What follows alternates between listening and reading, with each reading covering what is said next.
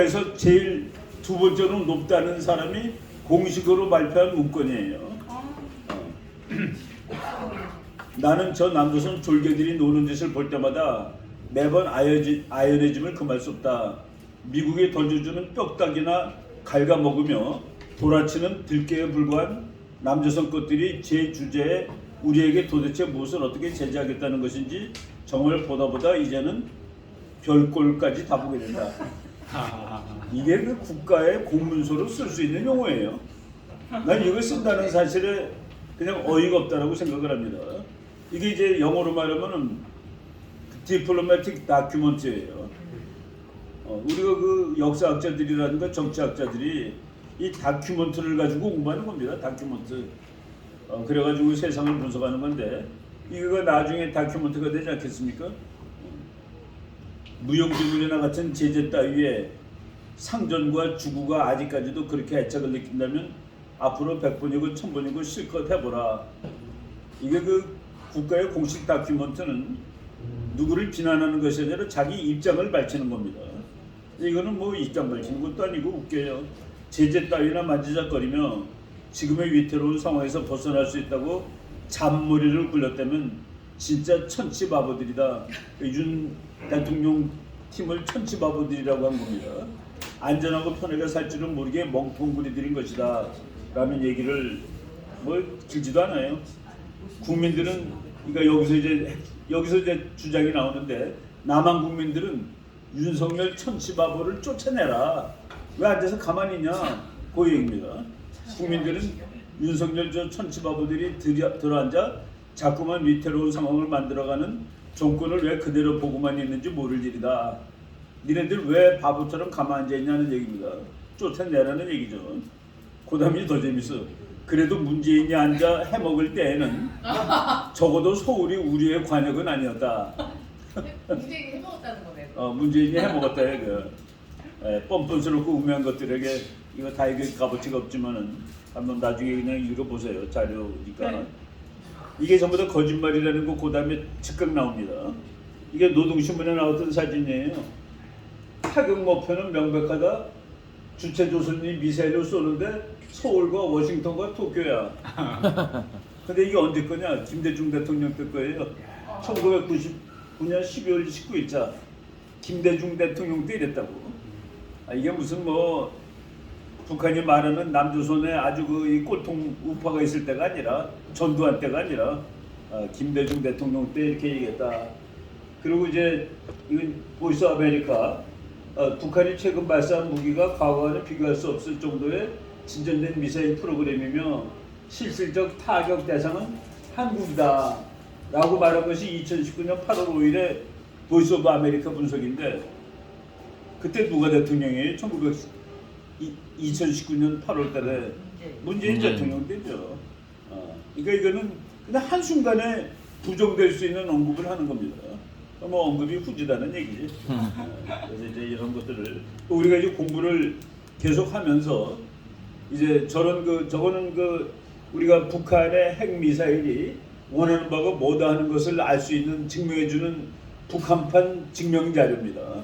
노동신문에 나왔던 거니까. 근데 이게 나라가 전력이 없다는 소리예요. 워싱턴 하나만 해야지 이게 말이 되는 겁니다, 사실은. 근데 서울하고 동경은 왜 집어넣어가지고. 아니 자기가 세 나라는 어떻게 싸워? 이런 그 바보 같은 일을 하고 있어요. 근데 이번 지난주에 남한 윤석열 정부는 멍텅구리 머저리 정부고 국민들이 쫓아내라. 그리고 문재인 때는 그래도 서울이 표적은 아니었다라는 이 거짓말을 해댔다 하는 그 얘기입니다. 근데 서울이 표적이 아니에요. 왜 아닌 줄 아세요? 북한이 원하는 서울은 그대로 서울입니다. 이거를 핵으로 날린 서울이 아니에요. 대한민국 어디도 핵으로 날리지 않습니다. 북한은 핵을 왜 만드느냐? 날거로 대한민국을 통째로 전쟁하지 않고 먹으려고 핵을 만드는 거예요. 핵 전략은 와 파이팅이 아닙니다. 그러니까 이거는 뭐 어느 면으로 보더라도 어불성설을 이제 한 것이라고 봅니다.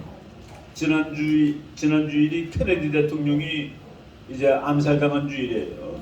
근데 암살당하자마자 그래도 대통령인데 암살당한 것이 11월 22일인데 텍사스에서 갖다 묻은 것이 11월 22일, 갖다 장사 지내는 것이 11월 25일, 3일 만에. 그러니까 그것도 의심스러운 거죠. 대통령이 암살 당하자마자 단 3일 만에 텍사스에서 그 워싱턴까지 시체를 운구해 와서 장사를 지낸 또 그겁니다. 그래서 그 이제 오늘 역사에 무슨 일이 일어났나 하는 그 히스토리 채널에 나오는 건데 11월 25일 날 알링턴 국립묘지에 장사를 지내는 장면. 그 케네디의 죽음처럼 책이 많이 나온 것도 없어요. 케네디는 왜 죽었을까? 그것도 이제 케네디는 우리가 신문에 발표된 텔레비에 나온 그런 정상적인 이유가 아니라 아무래도 이상해라는 그 음모론 오늘 현재 음모론으로 책을 쓴 것이 310권입니다. 그거 하나만 하더라도 한 벽장이 가득 차죠.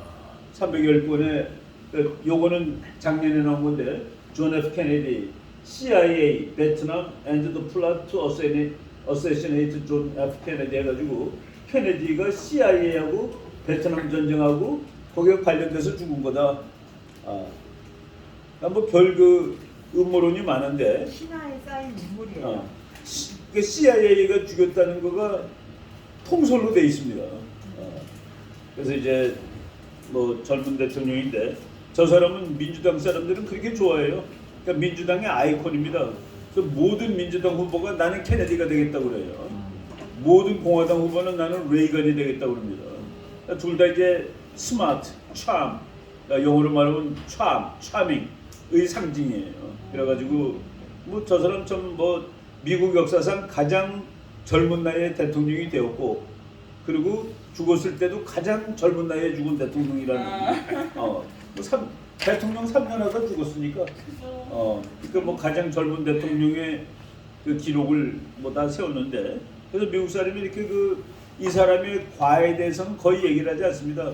그러니까 너무 아쉬운 거야. 너무 젊고 잘생기고 잘나고 똑똑하고 집도 뭐 아주 어마어마하게 거의 재벌급에 해당되는 그 할아버지가 술 팔아서 넘은 겁니다. 그것도 미국의 금주법 시대, 미국에 술을 못 팔게 됐던 시대가 있어요. 근데 민주를 해가지고 돈을 번 사람이야. 그렇지만 그런 건 다 용서가 되는 거야. 하도 이 사람이 젊은 나이에 인기 있던 대통령으로 있다가 이제 죽었기 때문에 그래서 그 알링턴 국립묘지 가면은 영원히 꺼지지 않는 불꽃입니다. 저게 그 이터널 플레임이라고 그래가지고 요게 그 케네디 대통령 무덤에 이 조그만 불이 하나 있는데 요 불이 비가 오나 눈이 오나 이거는 미국이 존재하는 한 저 불은 켜지는 거예요. 그래갖고 영원히 안 꺼져. 근데 이제 옛날 거는 조금 설비가 나빠서 비가 세게 온다든가 바람이 너무 세게 불면 꺼졌는데 2013년에 새로 더 좋은 걸 갖다 껴가지고 그래서 에너지도 에피션트하고 에너지가 덜 들어요. 그리고 이제 뭐 영원히 우리 저 에스더가 할머니 될 때 가서 봐도 불이 켜져 있을 거야. 가서 한 번씩 보라고요. 참 뭐 그런 식으로 이렇게 추념을 하더라도 꽤 의미가 있잖아요, 그죠? 참 아까운 젊은 대통령 해가지고 인물도 뭐 배우같이 잘생겼었죠.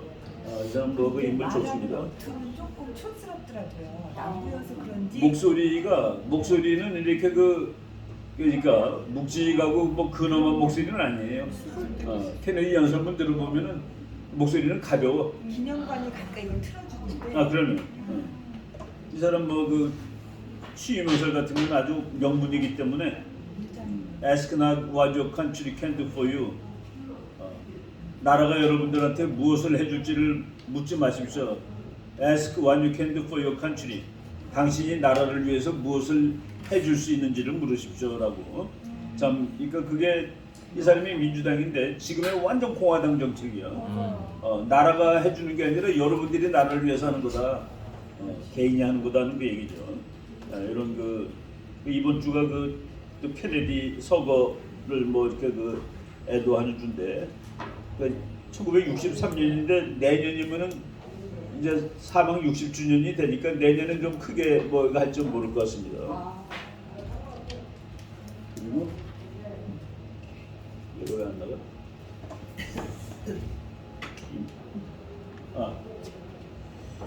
내가 그저께 그 서점 갔다가 이게 임마누엘 또드라고 내가 알기로는 그냥 또라이라고 생각하는 친구인데 내가 지금 쓰고 있는 책에서 이런 정신 나간 학자도 있다라고 썼습니다. 그 프랑스 놈인데 에마누엘 또드야. 두꺼비 같은 놈인데 이게 약간 그래도 알아주는 학자예요. 근데 얘가 쓴 책 보면 어이가 없어 솔직히. 미국이란 나라를 아주 극단적으로 싫어하는 인간인데 그리고 소련을 좋아합니다. 근데 요번에 우크라이나 전쟁에 대해서 분석한 책을 이게 일본 말로 된 거를 한국 사람들이 번역했는데 원저자는 토드예요. 근데 보니까 놀랍게도 미어샤이머가 한 말을 그대로 다 인용하고 있어. 야 참 그러니까 미어샤이머가 이게 미국이 오히려 잘못한 거다. 나토가 잘못했다. 소련은 할 수 없이 침략하지 않을 수 없었다. 왜냐하면 그건 자기 동네인데 그걸 잡아서 건드리면 어떻게? 강대국끼리 서로 그게 있잖아요. 이 동네는 내 거야. 그러니까 건드리지 마 하는데 그거를 미국이 계속 건드렸다는 거라. 그게 이제 공격적 현실주의에 의하면은 러시아가 가만히 있을 수 없었다. 그리고 러시아는 이것이 사활적인 이익이고 미국한테는 사활적이 아닌 거기 때문에 러시아가 이기고야 말 거다. 궁극적으로 러시아가 이긴다가 공격적 현실주의 이론입니다. 나는 항상 그렇게 얘기를 했죠. 이론에 맞게. 근데 이 사람은 이제 거기까지는 같은데 미국도 여기서 지면 안 된다로 나오는데 이건 그렇진 않아요. 여기 잠깐 보니까 뭐 이거 그냥 우리가 항상 하던 얘기입니다. 내가 왜 우크라이나 전쟁이 일어나는가 얘기하면서 그 얘기 쭉 했던 건데 이 질문은 또드가 이제 미어샤이머랑 다 같은데 하나는 미국도 이제 이 전쟁에서 쪽팔리고 패배할 수 없다. 그래서 3차 대전은 시작된 거나 마찬가지다 라고 얘기를 했는데 젤렌스키가 노플라이 존 설정해달라고 나토 사령관한테 요구했습니다. 미국한테도 부탁을 했습니다. 노플라이 존이라는 건 뭐냐면은 우크라이나 하늘에 러시아 비행기가 날아올 수 없다. 그래서 여기를 이제 미국이 선언하는 거야. 여기는 노플라이 존. 근데 러시아 비행기가 들어오면은 가서 미국이나 또는 나토가 격추를 시키는 겁니다. 나토 사령관이 뭐라고 그랬냐면은 나토 공군 사령관이 젤렌스키가 노플라이 존을 부탁했을 때 이것은 우리 전쟁이 아닙니다라고 얘기를 했습니다. 이것은 우리의 전쟁이 아닙니다라고 얘기를 했고 그리고 며칠 있다가 젠사키 그 사람 지금은 이제 관두고 나갔죠. 젠사키라는 백악관 대변인이 젤렌스키가 노플라이 존을 설정해 달라고 이렇게 요구하는 것은 참 애틋한 일이다. 그들이 참 힘들다는 걸 다 아는데 근데 그것은 말로 되는 것이 아니라 미국이 노플라이 존을 설정을 하면은 소련의 비행기를 러시아의 비행기를 미국이 가서 격추시켜야만 한다. 그래야지 노플라이 존의 의미가 있는데 거기까지 얘기한다면 그 단말이 너무나 놀라워요. We are not interested in the third world war. 우리는 3차 대전에는 의미가 없습니다라고 얘기를 해요. 근데 또드는 그게 3차 대전으로 간다고 주장해요. 그러니까 역시 또 그냥 엉터리가 되는데 그래도 그 전쟁의 원인에 대해서는 그 미어샤이머식 분석을 해서 내가 그냥 거기서 뭐 필요에 따라 인용을 하는 건지 모르지만은 뭐 어쨌든 놀랬습니다. 인용할 수 있구나 하고서.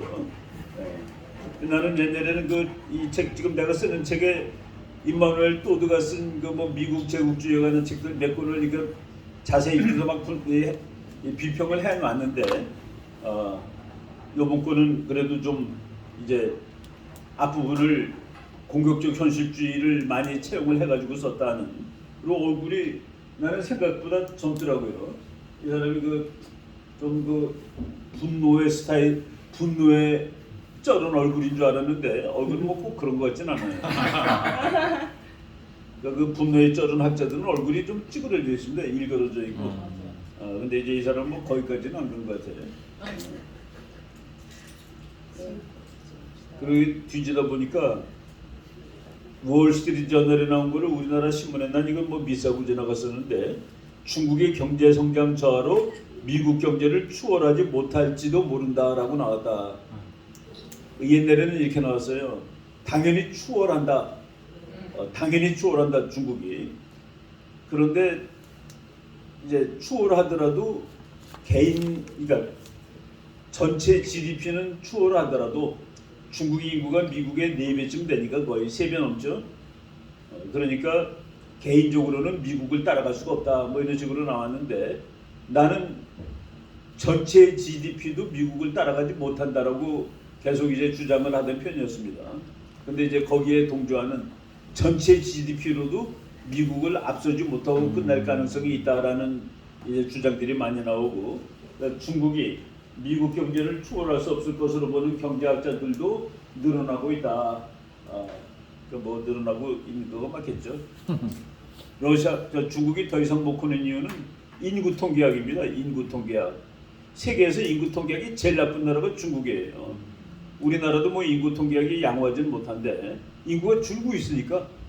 근데 중국도 줄고 있고 뭐 일본도 다 줄고 있는데 중국이 가장 불리한 거는 일본은 부자가 된 후에 나라가 늙었습니다. 한국은 부자가 되면서 늙고 있다. 그 에버슈타트 교수 말에 의하면 중국 가난한 채로 늙고 있답니다. 중국은. 그래서 중국은 2040년쯤 되면은 젊은이들이 노인들을 먹여 살릴 수가 없어요. 자기 것도 없어.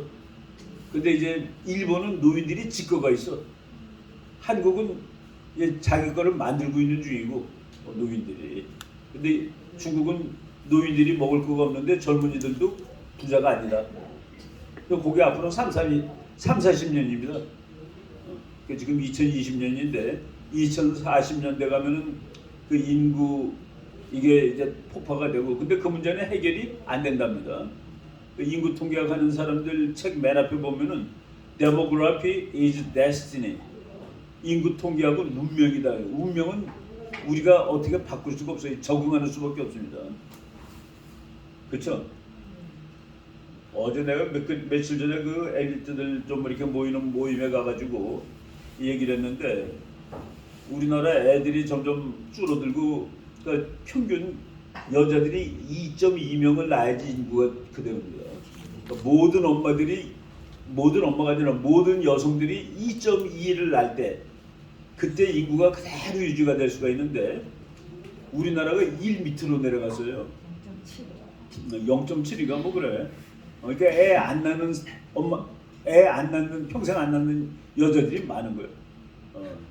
근데 이제 그거를 해결하기 위해서 어떤 사람이 보수 우파인데 4살까지 국가가 다 해주면 된다는 거라. 그 내가 공산국가냐? 그러면 국가가 다 해주면 공산주의지. 그리고 보수 자유주의자를 자임하는 사람이 그 문제를 해결하기 위해서 국가를 100% 불러들이는 거는 나는 처방이 안 맞는다는 생각이 들더라고요. 그래서 내가 그거는 처방이 우리식 처방이 아니다 그랬더니 이 문제는 국가의 존망이기 때문에 시장에다 맡길 수 없고 국가가 해야 됩니다. 그래서 내가 그럼 가난하고 힘들어서 안 난다는 소리인데 돈이 없어서. 옛날에 가난할 때 애 안 낳냐고 우리가.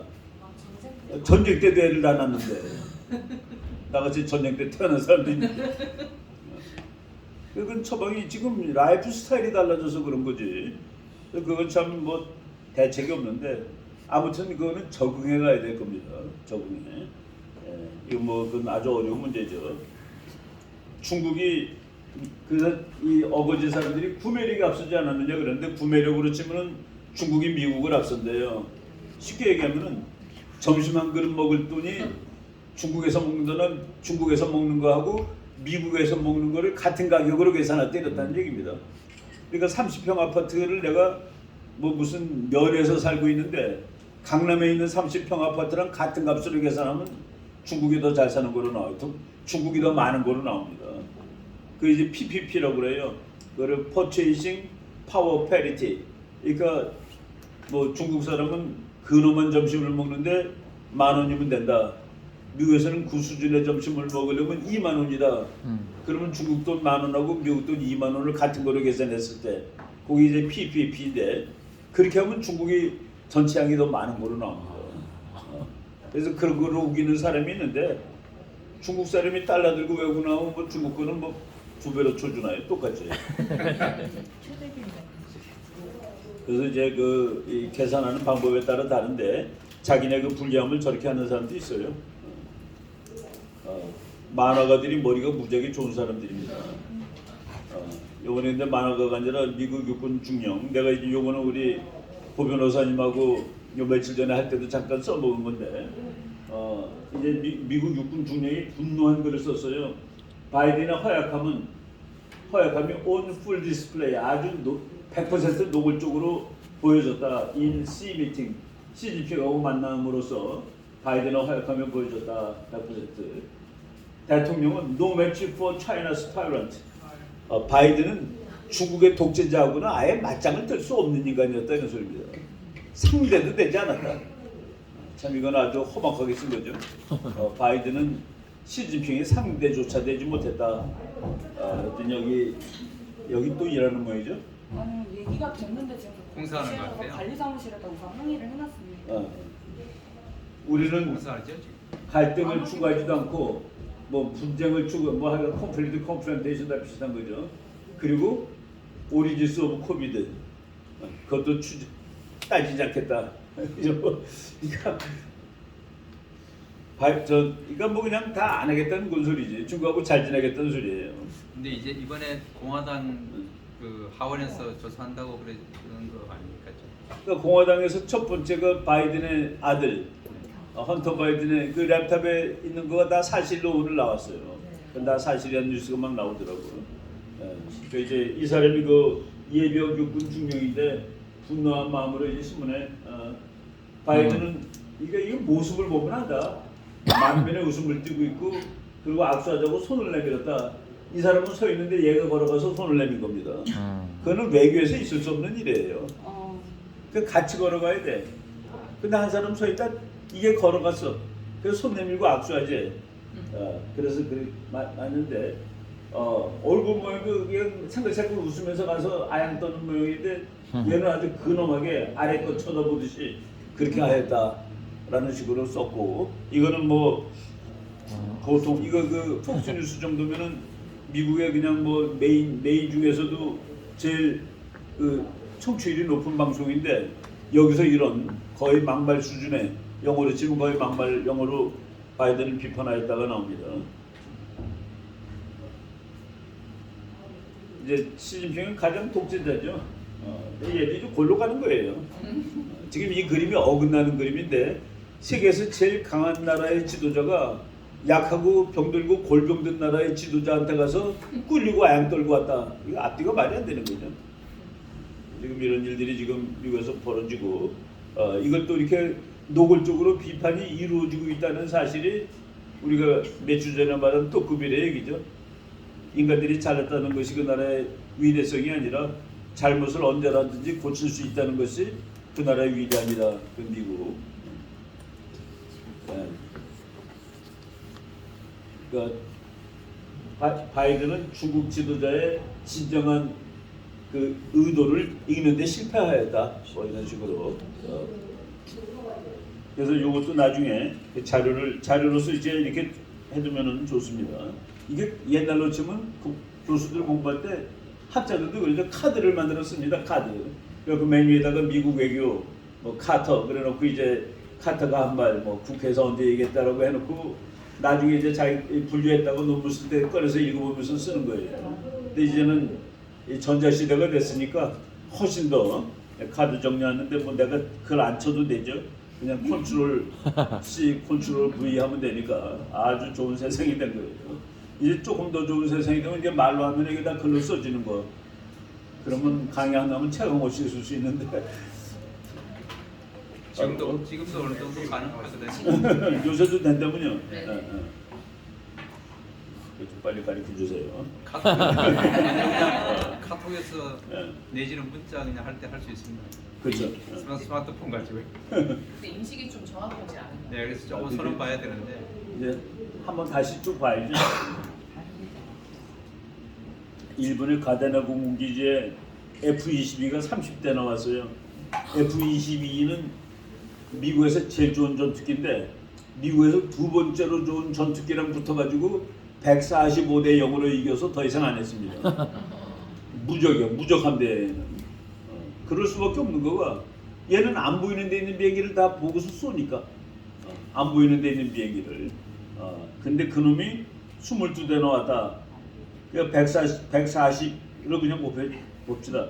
그게 30대였으니까 북한 비행기 몇 대랑 상대될지 도무지 알 수가 없는 건데 얘가 와서 이제 코끼리 걸음이라고 그래요. 엘레펀트 워크. 이걸 미국은 자주 하는데 우리나라도 요번에 했습니다. 윤석열 대통령 된 다음에 대한민국 역사상 처음으로 엘레펀트 워크를 한 거야. 이건 비행기가 완전 중무장을 하고서 폭탄이고 뭐고 다 달고서 몇십 대가 그냥 빙빙 도는 겁니다. 근데 출격 명령만 나면 그냥 순식간에 다 뜨는 거고 대한민국은 짧아서 뭐 평택에서 뜬 비행기가 평양까지 가는데 7분밖에 안 걸립니다. 그러니까 뭐 1~2분 상관이야. 1~2분. 저쪽 이제 가다 보면은 일산 가다 보면은 이제 그 탱크 장벽이 다 있잖아요. 네. 뭐 이 못생긴 건물 있고 그저 강까지 전부 다 이제 돌을 세워놨는데 그거를 북한군이 넘는데 10분 걸린대요. 공격이 우세할 때 10분 걸리는데 10분을 막으려고 저런 걸 해놔. 10분이면 부산에 있는 비행기가 서울 옵니다. 전투기들이. 그래서 10분 막으려고 막기 위해서 해놔야지 되는 것이죠. 이거를 했는데 뭐 이 비행기는 뭐 워낙 작전 방향이고 마하 속도고 다 좋은 비행기니까 그걸 떠나서 안 보이니까 왔는지 모르니까 우리가 그 뭐 몽둥이 하나씩 들고 서로 이제 때리게 하는데 한 사람은 눈을 가리고 한 사람은 눈을 뜨고 하면은 눈을 가린 사람이 무슨 재간으로 싸움에서 이기겠습니까? 지금 그런 식의 싸움을 하는 거죠. 이거 이제 왔다는 그 뉴스 이게 이제 지난주에 뉴스고 그리고 미국의 이번에 그 공화당이 압승을 못한 것 중에 하나가 이제 서로 겹치는 부분이 많이 줄어들었다. 옛날에는 이렇게 겹치는 부분이 있어가지고 야 햄버거 값이 올라서 이건 큰일 났어 해가지고 민주당이나 공화당이나 햄버거 값을 올린 사람을 쫓아냈는데 지금은 그것이 벌어졌고 그리고 한쪽은 야 이게 낙태를 못하게 해야 저 공화당 것들이 그러니까 쌀값이 오른 것보다는 낙태를 못하는 게 더 화가 나는 사람들이 더 많습니다. 그래서 이제 민주당하고 공화당이 미국 국민들 다 공히 느낄 수 있는 다 지금 경기도 나쁘고 모두 나쁘다는 거를 그렇게 나빠서 공화당이 압승할 거라고 예측했는데 그러지는 못했다. 근데 그 중에서 공화당이 무시하고 있었던 거가 Z세대라는 세대가 있는데 그 세대의 정치 성향을 이해하지 못한 게 아니라 그냥 아예 뭐 쟤네들은 선거할 때 나오지도 않는 것들 해가지고 그 Z라고 부르는 세대가 인구의 10%랍니다. 투표권자에. 근데 걔네들은 뭐 10몇 %밖에 투표하러 안 나오니까 거의 미미한 숫자였는데 요번에는 27, 8%가 하나 나온 모양이라 그래서 걔네들이 전부 다 민주당 성향으로 표를 찍어가지고 그래서 이 사람이 그 기자인데 공화당 계열의 기자에 보니까 그 전체 내용이 다음번에 공화당이 승리하려면은 이들의 요구사항, 이들의 원하는 바가 무엇인지를 그냥 무시만 하지 말고 답을 해줘라. 얘네들이 주장하는 게 뭐 기후 변화라든가 뭐 대학교 등록금 면제라든가 대학교 등록금 면제는 완전히 이건 헌법에서 걷습니다. 대학교 등록금 면제 준다는 건 왜 말이 안 돼요? 대학 안 간 사람은 대학 안 간 사람은 어떻게 하란 말이에요? 말이 안 되죠. 그러니까 미국은 대학 안 간 사람이 더 많습니다. 그래서 공화당을 상징하는 사람은 얘는 공화당 찍겠구나를 가장 정확하게 상징하는 그 인물은 고등학교 나온 백인 노동자입니다. 남자. 고등학교 나온 남자 백인 노동자. 얘는 압도적으로 공화당 찍어요 지금. 그리고 이건 압도적으로 민주당 찍겠구나라는 것은 대학을 나온 여자 백인 아줌마. 이건 압도적으로 민주당 찍습니다. 근데 이제 젊은 친구들이 이제 Z세대라는 건 그 영어로는 줌이라고 그러는데 줌어라고 그러는데 그게 무슨 뜻인지 정확히 모르겠어요. 그러니까 뭐 컴퓨터 가지고 노는 세대라는 뜻이겠죠. 사일런트 제너레이션 그냥 이름 붙입니다. 잃어버린 세대. 1884년에서 1900년대에 태어난 사람들. 이거 뭐가 그런지 모르겠어요. 위대한 세대. 요거가 1차 대전한 미국 세대들입니다. 1차 대전, 2차 대전 참전 용사 세대. 그래서 미국에서는 이 사람들은 그냥 위대한 세대. 그다음에 사일런트 제너레이션. 이 전쟁 때 어린아이였던 세대. 베이비 부모스. 전쟁 끝난 다음에 그냥 뭐 전쟁이 끝났으니까 평화가 왔을 때 우리나라도 베이비 부모를 54년부터 치든가 그렇지 않아? 한국 전쟁 끝난 다음에 그러니까 인구가 막 듭니다. 그 베이비 부모예요. 그다음에 제너레이션 X, 밀레니얼은 이제 나이가 20살, 하여간 뭐 어린 나이에 어른 되기 전에 2000년을 맞이한 아이들. 그다음에 제너레이션 Z가 요건 그냥 지금 나이로 치면은 투표권이 18살부터인데 18살에서 29살 사이가 Z세대인데 그 세대의 요구를 공화당이 모르고 있었다. 관심을 안 갖고 있었다. 반대했다가 아니라. 그래서 그리고 제너레이션 알파는 이제 지금 10살 된 애들이에요. 10살.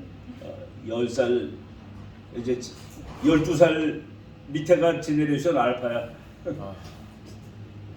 뭐 이거는 그냥 재미로 뭐 이렇게 분류를 하는 거겠죠.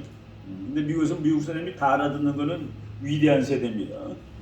그레이트 제너레이션이라는 책도 많이 나오고 그래서 그 미국을 정말 강대국으로 만든 그런 세대들을 이렇게 얘기하죠. 근데 뭐 젊은 세대들 특징이 다 있는데 Z세대가 옛날보다 방탕하지가 않나 봐요. 10대 임신율이 훨씬 낮대 옛날 사람들보다. 성경책을 읽는데 그건 아닌데 그리고 되게 속도가 느리고 알코올 소비량도 확 적대요 옛날보다. 전부 다 혼자 한다는 세대야 혼자. 히키코모리 같은 느낌인가요? 뭔가 이렇게 여기 보니까 lower rate of teenage pregnancies and consume alcohol less often. 술도 별로 안 마시고. 그러니까 이제 우리가 좀 우리 도덕적 기준으로 보면 옛날 애들보다 좀 더 건전해. 요새 대학생들 밥 절대로 같이 안 먹어. 다 혼자 먹어. 그리고 노트 절대로 안 빌려주고 컨닝 절대로 옛날에는 내 거 보고 써 그러고 보여줬잖아요. 이게 절대로 안 보여주고. 개인주의에 강한가요? 개인주의가 훨씬 그러니까 인터넷은 개인주의를 상징하잖아요. 혼자 하는 거니까. 그래서 이것도 다 혼자 하는 거거든요. 유튜브도 극장 가서 보는 거랑 이거 완전히 다르잖아, 그죠? 그래서 그 시대가 이제 뭐 이거는 그리고 지금 Z 세대가 처음으로 아빠보다 못 사는 세대라는 그런 것도 있습니다. 부모들보다 오히려 더 가난하게 살 것 같아.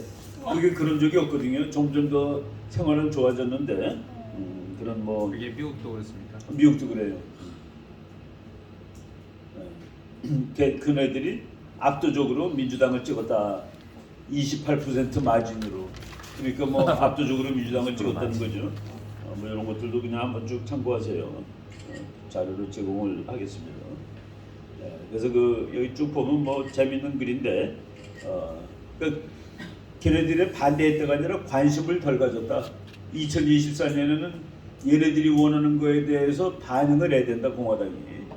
야, 니네들이 등록금 바이든이 주겠다는 건 다 가짜야. 바이든 돈 없어. 바이든이 주려면 공화당 상원의원이 동의를 해야 되는데 그게 말이 되겠니? 뭐 이런 식으로 설득을 하면은 현실을 이해하게 되는데 그렇지 못했다죠. 이 사람 내가 아주 좋아하는 미국 앵커우먼인데 루라 잉그램이라는 사람입니다. 아주 뭐 말도 잘하고 그래요. Voters are unhappy with Democrats, but still elected them. 이거죠. 별로 마음에는 안 들었는데 그래도 얘네들 찍었다. 왜냐하면은 그 이슈에 대해서 더 진한 이슈가 있었던 겁니다. 빵값이 올랐다보다는 저것들이 낙태 수술을 못하게 한 데가 더 진한 이슈였다. 그래서 거기에 대해서 반대하는 사람들은 쌀값 오른 거, 빵값 오른 것보다도 그에 가서 투표했기 때문에 트럼프가 졌다라고 우리나라 모든 신문에 나왔어요. 우리 고 변호사님하고 제가 그해서 다 기성 언론들이 너무 공부 안 하고 막 발표한다 그랬는데 트럼프가 지지를 하는 후보가 86%가 당선됐습니다. 엄청나게 승률 높은 거죠.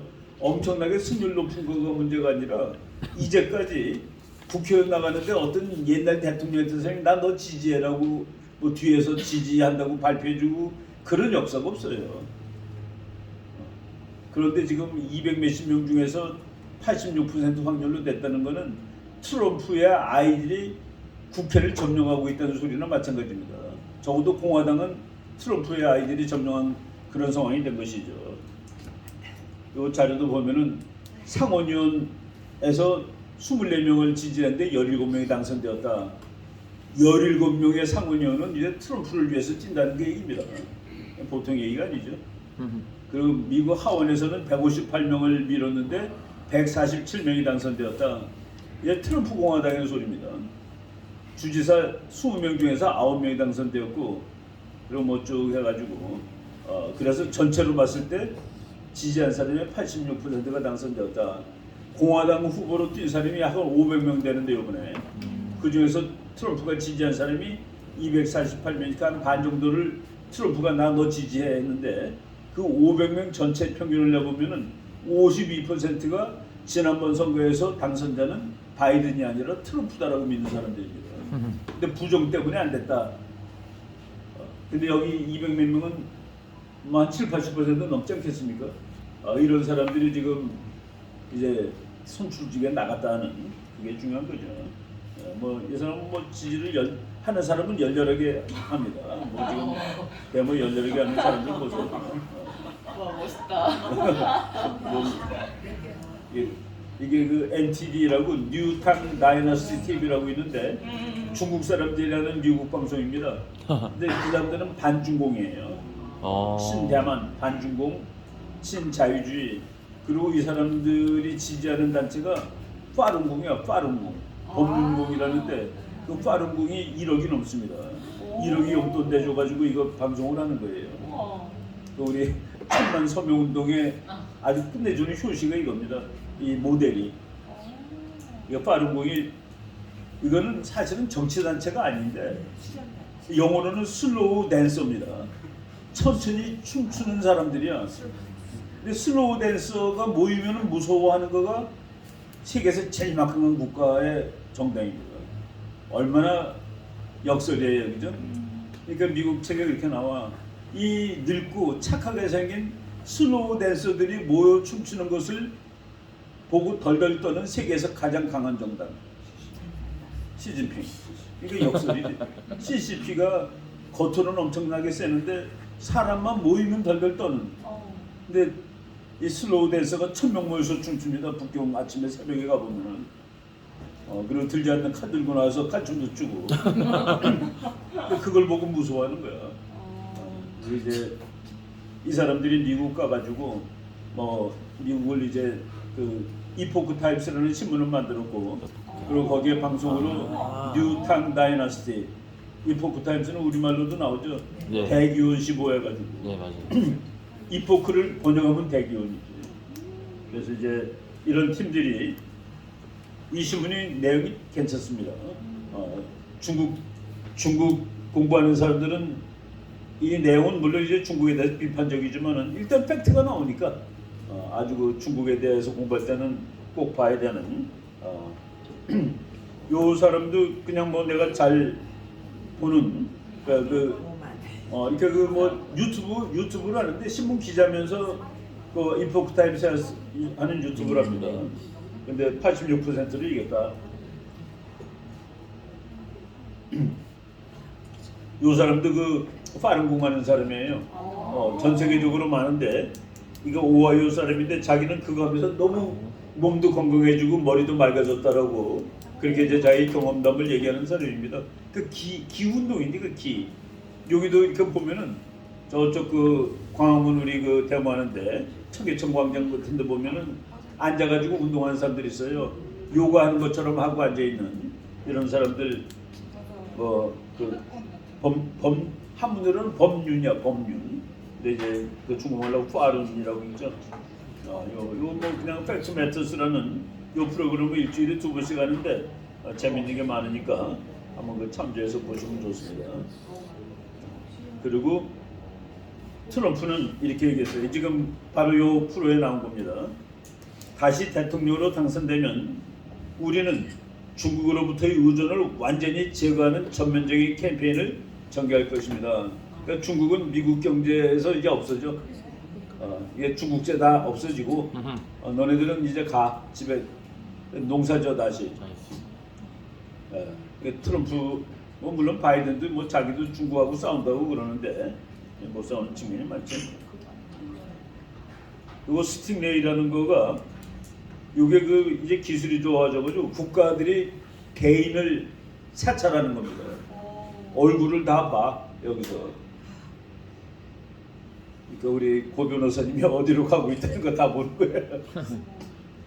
이거는 이제 미국 시민들을 향해서 민주당 정부가 이 짓을 한다라고 했는데 뭐 미국이 한국 시민을 향해서 할 수도 있고 중국 시민을 향해서도 할 수 있고 정보력은 국력입니다. 아는 것이 힘이다. 요새 아는 것은 정보죠. 정보는 국력이다. 정보가 있는 나라는 돈도 잘 벌고 전쟁도 이긴다. 여러분. 그러니까 이거가 지금 얘기가 아니라 손자가 2400년 전에 적을 알고 나를 알면 100번 싸워도 위태롭지 않다. 이게 뭐 지금 정보 2000년짜리 진실이지, 그죠? 둘 다 이름이 마이크인 친구가 이번에 둘 다 책을 썼어. 마이크 펜스가 책을 한 권 썼고 마이크 폼페오도 책을 한 권 썼는데 마이크 펜스 책은 So Help Me God, 하나님이여 나를 도와주소서라고 쓴 거죠. 그래서 이 사람은 참 그 신앙은 좋은 사람이에요. 작년 1월 6일 날 그 배반했다는 거가 도무지 뭐 참 이해가 안 가는 일인데 나는 그 유튜브로 이 사람은 직접 이 사람 책을 한 프로그램에서 소개한 적이 있었습니다. 마이크 폼페오 Never Give an Inch. 그러니까 뭐 1인치도 주지 말라 그런 소리가 아니라 빈틈을 주지 말라. 빈틈을 주지 말라 이런 뜻인데 이 사람이 육사 1등 하버드 대학원 1등 졸업한 사람입니다. 이 사람 대통령 될 것 같아요. 이태리 계열이죠. 살 많이 빠진 것 같아요. 살을 일부러 뺐던 저 사람이 퉁퉁했는데 일부러 그 관리를 하느라고 살을 뺀 것 같아요. 그러니까 이제 그 질문이 나왔는데 뭐 무슨 병 걸렸냐니까 아니라고 뭐 자기가 이제 얼굴이 많이 홀쭉해졌죠, 그죠? 그냥 보면은 원래 얼굴이 전혀 아니야. 거의 반쪽이 됐어요. 근데 이 사람이 뭐 나는 괜찮다고 봐요. 둘 다 이제 트럼프 사람이었는데 마이크 펜스는 뭐 배신을 했지만은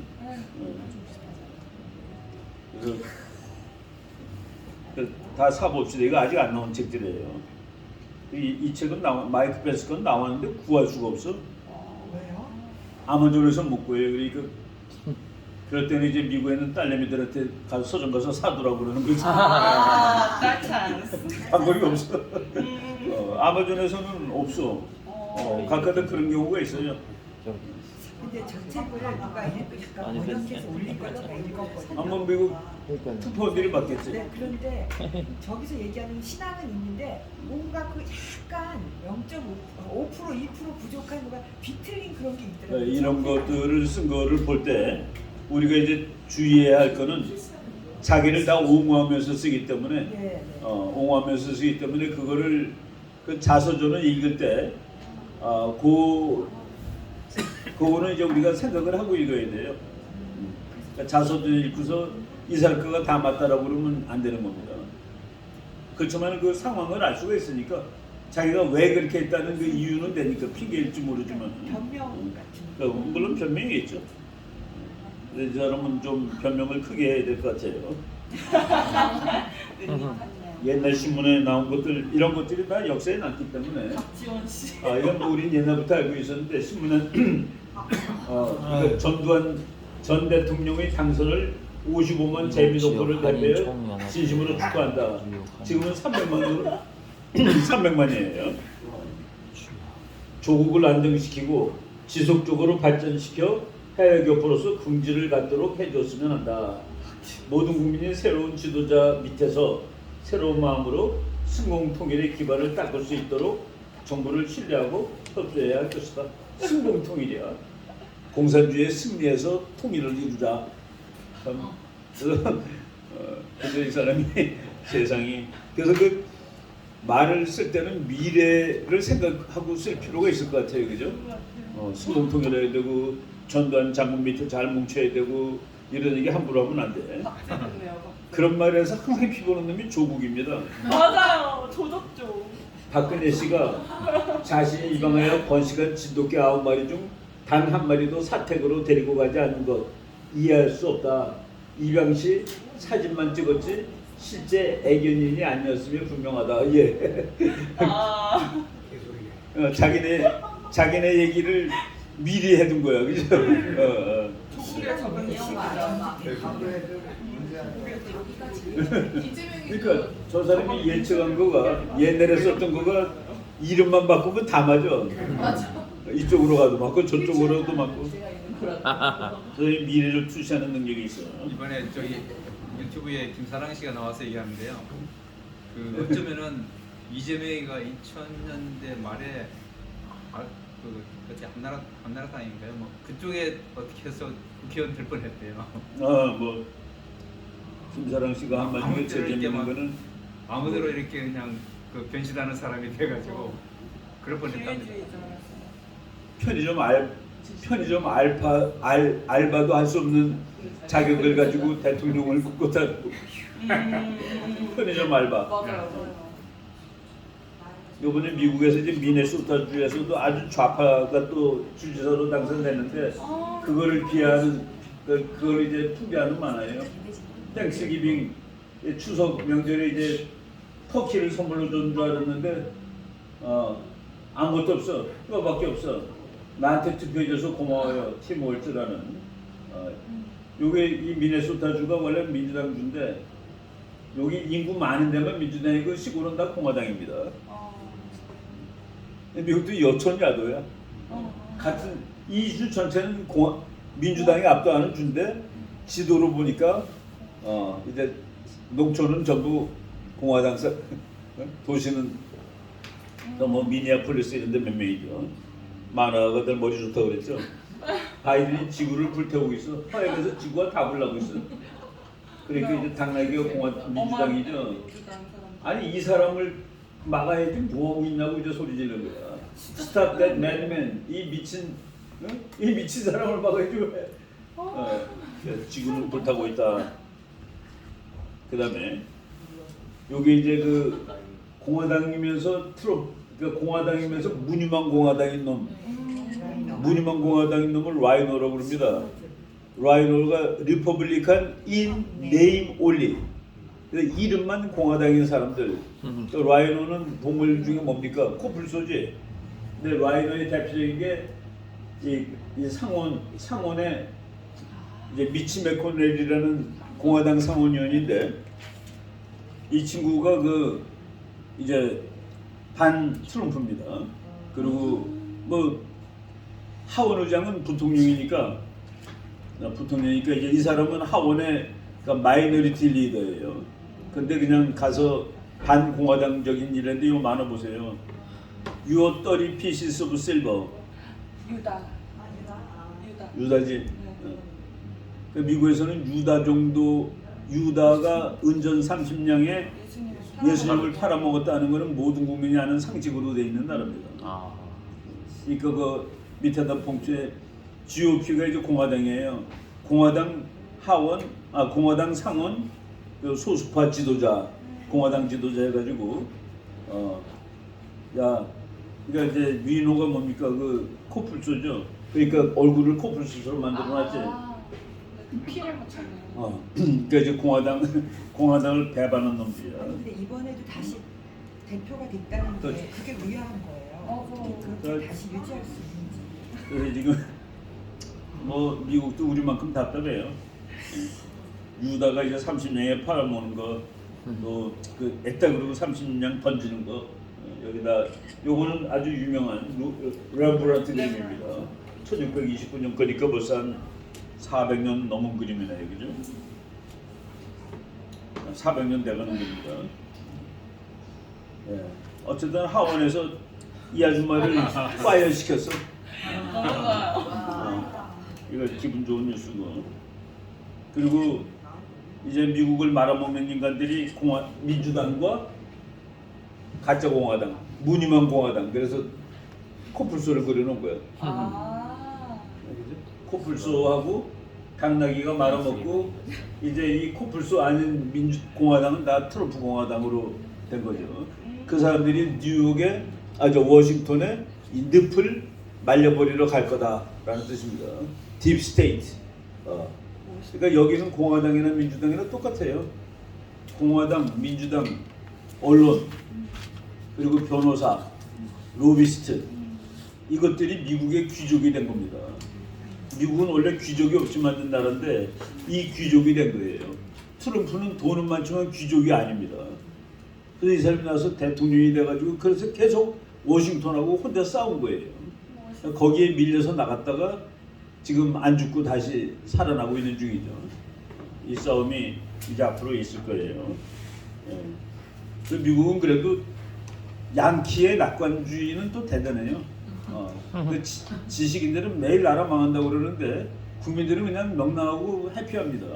그래서 이번에도 그 이제 뉴욕에 가면 그 메이시 백화점이라고 뭐 이렇게 그 최고 우아한 백화점이 아니라 그냥 대중용 백화점인데 그 메이시 퍼레이드라고 그래가지고 아주 유명한 퍼레이드를 하는데 거기 전국 각지에서 이제 이 파견해요 팀을. 요건 텍사스에 있는 어떤 대학에서 자기네 학교 그 뭐 이제 이거 뭐라고 그러나 퍼레이드 팀을 보내가지고 하는 거가 월스트리트 저널에 나왔더라고요. 보세요. 딱 보니까 전부 백인 여자들이지. 미국 텍사스에 있는 시골 학교는 완전 백인입니다. 그 건넨 애들도 다 백인이고. 그래서 이제 스타일이 달라요. 이런 일이 지금 뭐 있고 중국을 미국이 본격적으로 손보기 시작하겠다고 선언하는 중입니다. 북한 행거 안 막을 거냐? 그럼 내가 너를 골탕을 먹여야 되겠어. 세컨더리 보이콧이죠. 세컨더리 보이콧. 네. 은행에다 제재를 가는. 은행 제재가 하는 거. 그 중국을 미국이 중국에 대해서 제재를 하겠다 하는 얘기 나오고 있고, 이것도 그냥 보면 되고. 그리고 미시간 함이라고 미국에서 제일 큰 잠수함입니다. 급은 오하이오급의 오하이오호도 있고 미시간호도 있어요. 이거가 그 핵폭탄을 내가 전번에 240발 쏘는 그 잠수함이라고 그랬죠. 근데 그것 중에서 핵폭탄이 아니라 그 크루즈 미사일 쏘는 거로 몇 대를 바꿨습니다. 열 몇 대를 크루즈 미사일 쏘는 거로 바꿨는데 크루즈 미사일을 150발을 집어넣을 수 있는데 그 중에 한 놈이 지금 일본에 왔는데 북한한테 나 여기 왔다라고 미국이 가르쳐 준 거예요. 잠수함은 안 가르쳐 주면 온지를 모릅니다. 그냥 나 여기 왔어 하고서 가르쳐 주었다. 참 별거 다 하죠. 얘는 천천히 날아가요. 날아가는 거 눈으로 보입니다. 한 50m, 높이 뜨면 50m, 그리고 속도는 한 8, 900km. 그러니까 뭐 우리 그 저 KTX보다 한 두세 배 빠른 거라. 이거 날아가는 게 보이죠. 이제 우웅하고 지나가는 겁니다. 아주 낮게. 이름이 타마헉이라고 이제 타마헉. 영어로 말하면 타마헉이 원래 뭐예요? 인디안의 망치입니다. 인디안 손도끼. 그 타마헉인데 이제 이거 아주 유용한 무기죠. 그래서 이게 왔다. 잠수함의 위치는 북한을 사정권에 준다는 것을 말해줍니다. 그래서 우리 그 매일 나오는 브루스 베넷 박사가 얘기한 겁니다. 북한 군사기지를 파괴하고 비행장에 심각한 피해를 줄 뿐 아니라 항구 일부를 파괴하거나 심지어 일부 지상군도 말살할 수 있습니다. 이 아저씨 점잖게 한마디는 안 했어. 정은아 니네 집도 다 부실 수 있어. 대사가 너무 살벌해요. 그럼 너무 살벌해서 그 말은 안 했더라고요. 이게 지난주에 일어났던 일들 그냥 대충 요약한 겁니다. 이제 요거 앞부분 여기까지 하고 그 뒤에 그 미국 세계전략 지난번에 하던 거 연결해가지고 오늘은 저 부시 대통령까지는 나가겠습니다. 아버지 부시까지. 다음에 하면은 이제 일단은 미국은 끝날 수 있어요. 오케이. 이제 아이젠하워 대통령이 대통령 됐을 때 미국이 군사력을 확 줄였습니다. 그 장군임에도 불구하고 그러니까 이제 2차 대전 때 동원됐던 군사력을 이제 다 줄여가지고 군사력이 별로 없어요. 근데 이제 그 별로 없는 군사력 가지고 한국에서 전쟁을 합니다. 전쟁을 하다 보니까 빨리 이기질 못하는 거야. 그래가지고 아이젠하워 대통령이 이제 한국 전쟁 당시에 대통령이 되면서 이제 트루만 대통령 때 이제 한국 전쟁이 시작됐죠. 근데 아이젠하워 대통령은 우리가 핵무기도 있는데 왜 여기 가서 쩔쩔매며 싸우느냐. 그래가지고 새로운 정책을 바꾸는 겁니다. 그래서 미국은 전쟁이 나면 핵을 그러니까 핵으로 전쟁을 억제하겠다.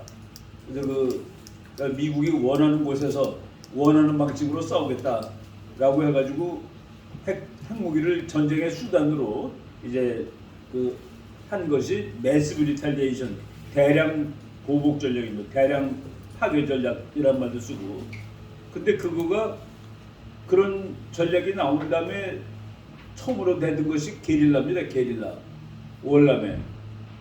월남의 게릴라를 무슨 수로 핵폭탄 가지고 싸우겠습니까? 그러니까 미국이 세계에서 제일 강할 때 탱크를 가지고 미국한테 덤벼드는 마지막 멍청이가 김정은이 될지 후세인으로 끝날지는 알 수 없어요.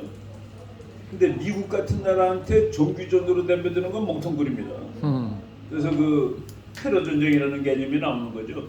미국 같이 막강한 나라한테는 탱크로 싸우는 게 아니라 테러리스트가 가서 싸워야 된다는 그런 시대가 됐는데, 마찬가지로 베트남에서 이 게릴라가 덤벼드는데 그때 대통령은 이 사람이 아니라 케네디입니다.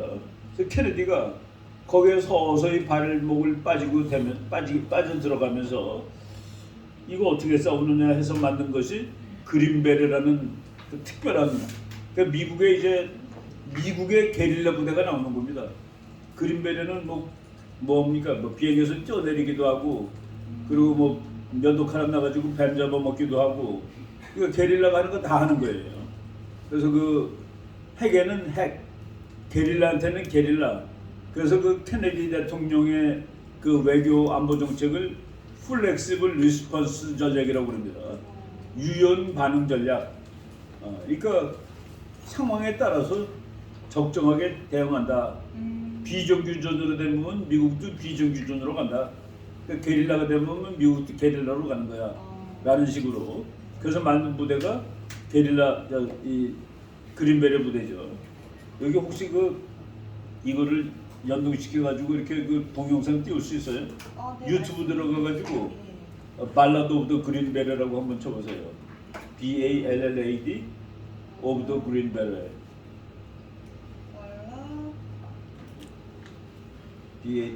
그린베레의 노래 그런 뜻이겠죠. 이거 들어보시면 내가 들어보던 노래야라고 여러분 아실 거예요. 유튜브에 많이 나오는데 오브 발라드 오브 더가 들어갔던 데가 아니고 그린 초록색, 그리고 BERT 베레모라고 그러는 거 이렇게 모자.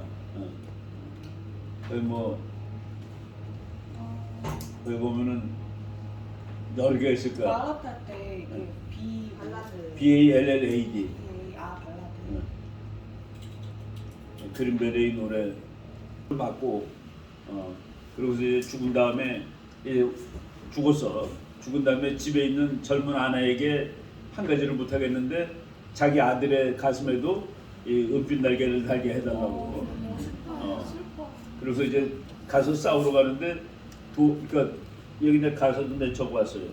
요거는 뭐냐면은 요 사진은 그 케네디 대통령이 만들었다고 그래서 케네디 대통령의 묘지 앞에 가서 그린베레들이 묘지 앞에서 그 케네디 죽은 날을 추념하는, 그러니까 자기 부대를 만든 대통령이니까. 그래서 이제 이게 2011년 11월 22일이 죽은 날이 그날 가가지고 했던 그 장면입니다. 가서도 보면은 미국 사람들이 그게 나와요. Fighting soldiers from the sky, 하늘에서 이제 뛰어내리는 군인들이 되거지. Fearless men who jump and die. 겁이 없는 사람들인데 점프해가지고 가서 죽는 거예요. Men who mean just what they say. 그러니까 그들이 말하는 그 그런 의미를 가지고 있는 사람이야. 정말 용감하고 그런 사람인데 The Brave Man of the Green Beret 그림 초록 모자를 쓴 그 용감한 사람들 Silver Wings upon their chest 그들의 가슴에는 예, 그러니까 우리나라도 이제 공수부대들 여기다 다 이거 달아주는데 그냥 한 번 뛰면 안 달아줍니다. 4번을 뛰어내려야지 그걸 달아주는 거예요.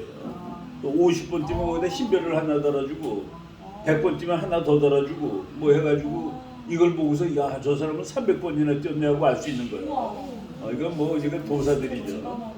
그래서 이거는 이 은빛 날개를 다는 것 자체가 보통 그 군인들한테는 그런 그 영예가 아닙니다. 그걸 달면은 군인 중에서도 귀족 군인이 되는 거야.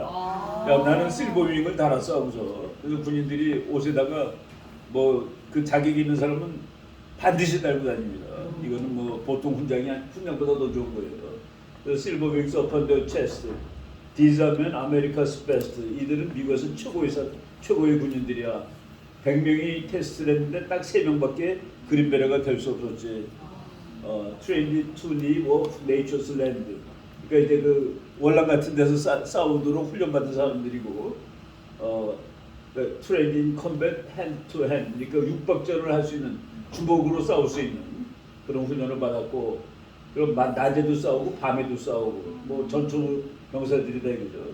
Courage take from the green beret. 뭐 그린베레로부터 이제 용기가 나오고, Silver wings upon their chest. These are men America's best 쭉 나오고, 그다음에 back at home. 집에는 young wife wait. 젊은 부인이 기다리고 있어요. green beret has met his fate. 그런데 그녀의 그린베레는 met his fate가 이제 운명을 만났다죠. 이거 죽었다는 뜻입니다. He has died for those oppressed. 이거 봐요. 압박당하는 사람들을 위해 싸우다 죽었다. 그 이제 미국식 그게 나오는 겁니다. 미국식 국제정치, 미국식 외교 정책이 leaving her his last request. 부인한테 마지막 부탁을 했어요. 그 마지막 부탁이 put silver wings on my son's chest. 아들의 어깨에도 이건 달게 해달라는 거. Make him one of America's best. 미국의 또 최고로 만들어 달라. 그는 또 이제 어느 날 이제 he will be a man, they will test one day, have him with the green beret. 그도 어느 날 그린베레가 되기 위해서 한번 테스트를 할 텐데 그 그린베레가 되도록 해달라는. 그러니까 이게 그 그린베레라는 조류인이 나오는 영화가 있었습니다. 우리 중학교 때 그냥 저 단체로 가서 다 학교에서 중간 시험 보면 가고 그러는 거 있지.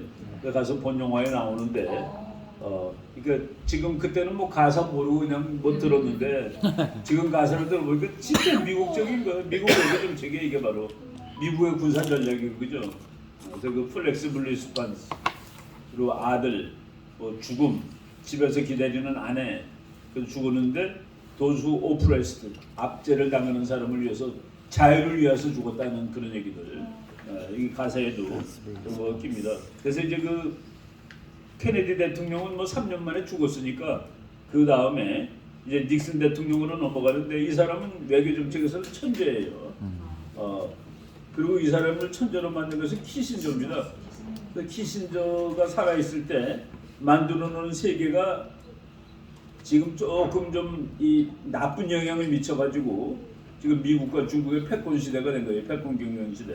근데 여기 보면은 이 사람은 뭐 지적으로는 미국의 탁월한 학자를 능가하는. 근데 이 사람이 이제 전쟁할 때 이 월남에 여기 월남에 이제 미군이 50만가 있었습니다. 50만. 여기 미군이 50만가 있으니까 중공군이 전부 밑에 내려와 있는 거 여기. 왜? 바로 밑에 미군이 50만이나 와 있으니까. 그런데 세월이 지나다 보니까 공산국가끼리 서로 싸운다는 거를 미국이 알게 된 거예요. 중공하고 소련은 하나가 아니다. 저거를 잘라놔야 되겠다. 저걸 잘라놓고 서로 으르렁거리게 만들어야 되겠다. 그래서 여기 월남에서 이제 군대를 빼는 겁니다. 월남에서 군대를 빼는 거는 여기 있는 중공군을 만주로 올라가게 만든 거예요. 이렇게 얘네들이. 그래서 여기 미군을 빼주니까 중공군 55개 사단이 만주로 올라갔습니다. 왜? 밑에 있는 미군이 나가니까. 여기 55개 사단이 중공군이 가니까 이쪽에 나토를 이어받는 소련군 44개 사단이 일로 왔어요. 그 소련하고 중국의 국경선에 100개 사단이 있었습니다. 한때. 그러니까 여기서 나토가 소련한테 밀렸는데 여기서 미군을 빼주니까 여기 있는 중국군이 올라가서 소련군이 일로 오니까 여기서 미군을 뺐는데 여기가 균형이 회복이 되는 거야. 참 황당한 그 기계. 월남에서 미군을 뺐는데 나토가 저절로 균형이 회복이 되더라. 그러니까 EJ도 되고. 그런데 그때 이 안건을 낸 사람이 키신저 박사입니다. 키신저 박사는 헤제모닉 파워 이거는 별로다 이거야. 한 나라가 세계를 대표하는 거는 정통성이 없어. 왜? 그 나라만 좋지 나머지들은 별로 다 불만이기 때문에. 그래서 웬만한 강대국들이 동의하는 체제를 레지티메이트, 정당성을 가진 체제라고 보는데 이 사람은 정당성을 가진 체제를 강대국이 한 5개쯤 됐을 때가 제일 좋다라고 보는 겁니다. 세계를 배분해서 균형을 해가면서 밸런스 오브 파워 시스템, 레지티메이트 오더. 근데 레지티메이트 오더라는 것은 우리가 말하는 도덕적 정당성이 아닙니다. 강대국들이 전부 이 정도면 난 만족해.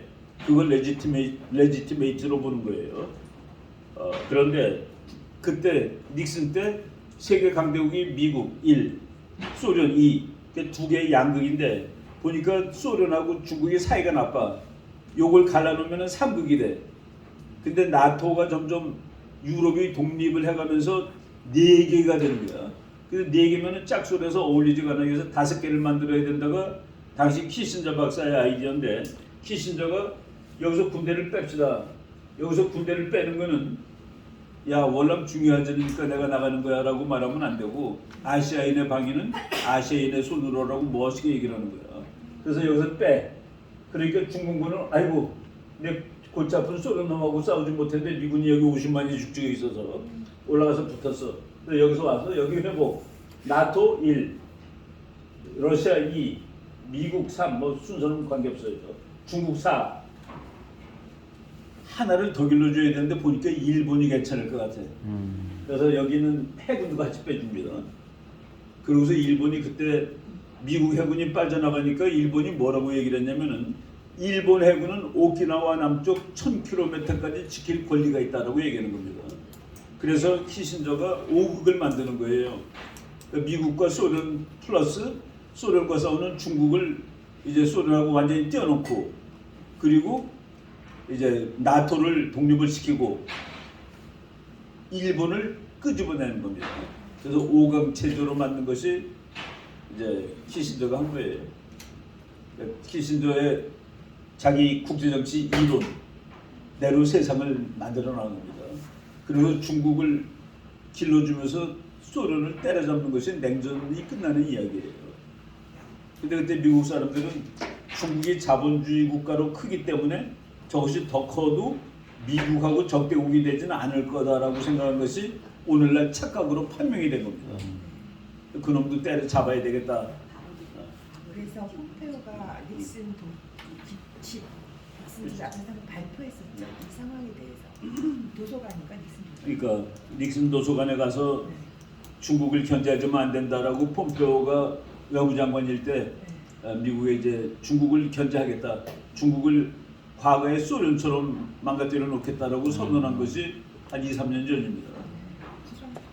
그래서 지금 이제 5국 체제는 뭐 아니죠 사실은. 그럼에도 불구하고 이런 구상으로 만들어 놓고 그래서 한국에 있는 미군도 일부가 나가는 겁니다.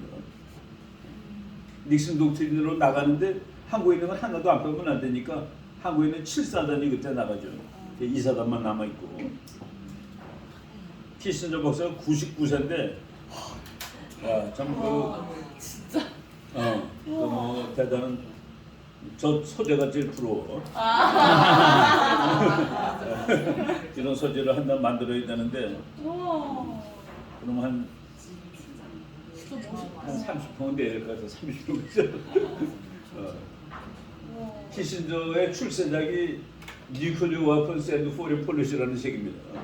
저 책은 57년에 원래 나왔는데 지금 저 파란색은 그거를 조금 축소한 69년판이에요. 내가 그 69년판을 번역을 해서 냈는데 저게 나의 첫 번째 출간, 내가 첫 번째로 쓴 책입니다. 쓴 책이에요. 첫 번째로 다니는. 그리고 내가 이제 전역하는 때 대위 때 저걸 번역하고 우와.